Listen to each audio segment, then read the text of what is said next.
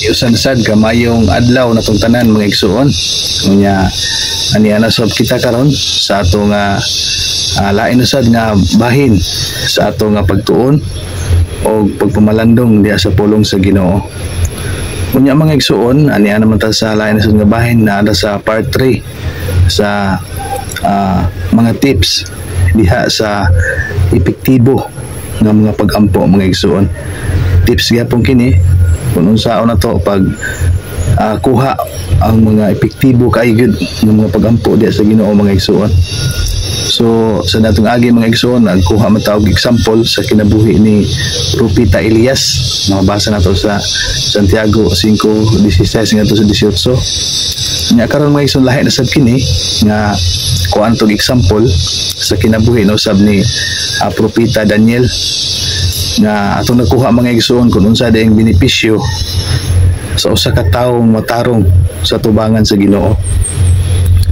So ato naman to nga na-discuss sa mga agi na to nga mga video di sa part 1 na ang magkapamatarong sa tao mao ang pagpangayo niya o pag-angkon sa mga sala ngadto sa Ginoo aron walay sa limbong, walay nakaali sa atubangan sa Ginoo, kumbaga walay nakaulang sa inyong relasyon ngadto sa Ginoo mga igsuon. Ug ang tanan nimo nga mga pagampo dali kay matubag kay wala may nakaulang. Ang inyong relasyon ngadto sa Ginoo mga igsuon walay gintang ba.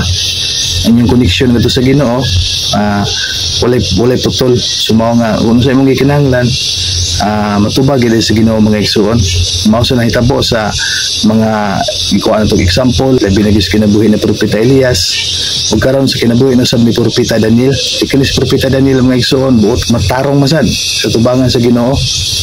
Sa diha si Propeta Daniel sa diha nga nagsugod na siya og ampo tungod kay siya matarong man sa tubangan sa Ginoo, automatic yun ang gitubagin mga igsuon. Kay sa panahon ni Propeta Daniel mga igsuon adunay nato nakita siyang pananawon ba nya giampo niya sa Ginoo kay para masabtan niya ang mga pananawon kay wala man siya kasabot sa pananawon mga igsoon mato ning ampo siya niya atong basahon din na sa Daniel 9 diri sa 21 ngadto sa 23 atong basahon din mga igsoon nagaingon din oo sa nagsulti pa ako sa pagampo ang tao nga si Gabriel nga akong hikitaan sa pananawon sa sinugdan sanglit gipalupad sa makusog ug gihikap kanako sa panahon nga aduol na ang panahon sa paghalad sa kahaponon ug gipasabot niya ug nakigsulti kanako ug miingon, o Daniel, ako miani karon sa paghatag kanimo sa kaalam ug pagsabot sa sinugdan sa imong mga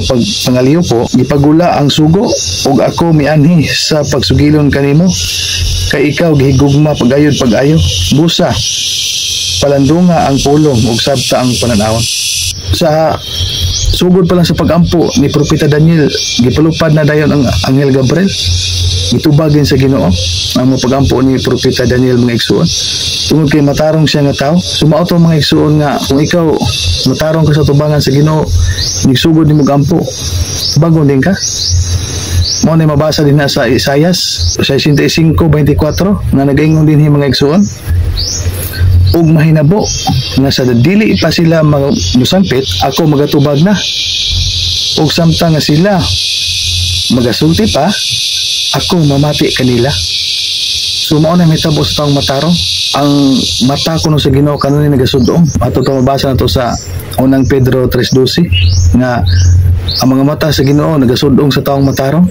Basahan nato dire sa unang Pedro 3:12 kay ang mga mata sa Ginoo magasudong nga uyon sa mga matarong ug ang iyang dalunggan gipaabong sa ilang mga pangamuyo apan ang naong sa Ginoo batok sa mga nagabuhat og daotan. So dinhi klaro og tin-aw mga igsuon nga ang Ginoo kanunay nagtan-aw sa mga matarong nya iyang dunggan kanunay gipaabong sa ilang mga pangamuyo. Kumbaga gitagaan jud kag atensyon kanunay sa Ginoo ba kung sa imong gikinahanglan mga igsoon sa imong gikinahanglan sa Ginoo ihatag dayon kay ang iyang atensyon naamang kanunay nimo sama ra na mga igsoon ba sa usa ka ginikanan ba nga dunay anak ang imong anak mga igsoon buotan kung sa imong isugo kung sa imong gidili tumanon giniya mga igsoon Para bata abutan. Sa gikinahanglan ng bata mga igsuon, na ikaw jud ka nga di mo ihatag mo ikaw ginikanan kay buutan man. Bisan upigado kay mo tungod kay buutan nga bata nya nangayo sa butang nga higit pangayo nimo, ikaw mga igsuon murag makuan mo kasing-kasing mo hatag jud ka. Mao sa na sa Ginoo mga igsuon, kung buutan ka sa atubangan sa Ginoo bisan unsay mo gikinahanglan, automatic ginang ihatag sa Ginoo dayon. Ngano man kay buutan mo kasi ang atubangan. Ingom siya nga kayang mga mata kanunay man nagasudong sa taong mga matarong o gayang dalunggan kanunay gipabong silang mga pagampo o pangaliw po. Mao na nga atong nakita sa kinabuhi ni Propeta Elias, kinabuhi ni Propeta Daniel, sila taong matarong sa tubangan sa Ginoo. Mao na nga pag sugod nila ampo mga igsoon gitubag din sa Ginoo. Nabasa nato sa Isaias 65:24 nga mahitabo nga sa pagsugod pa nila. Ningon diri sa Isaias 65:24 og mahinabo nga sa dili pa sila magasangpit, ako magatubag na. Ug samtang nga sila magasulti pa, ako mamati kanila. So sa pagsugod pag hindi mo pray mga igsoon sa pagampo na gatubag ng Ginoo nana. So ninduta mga igsoon, kung matarong di kasi nga tubangan, automatic yun nga ihatag sa Ginoo dayon ang imong mga pagampo. Mao na nga kung sundon nimo ni mga tips nga akong gihatag kaninyo mga igsoon nga nakabatay gyud sa pulong sa Ginoo sa Biblia, kung sundon niyo mga igsoon, di ginyo makita kung sa epektibo ang imong pagampo. Automatic kina mga igsoon ihatag din sa Ginoo kung sundon na nato kining mga tips nga ato karon nga natun-an nga pinasikad gyud sa mga pulong sa Ginoo mga igsoon. O ako ikadasig kanyo mga igsoon nga sundalan gininyo nga mga tips na akong gihatag nya padayon lang gihapon ta mga igsoon sa pag-support ani ka atong gibuhat sa pagtuon pagpumalandong sa pulong sa Ginoo. O nya sundilan nyo para sa tanan po nato nga mga video mga igsoon makasunod sa mo. Daghang salamat. Ang Dios magauban gyapon natong tanan.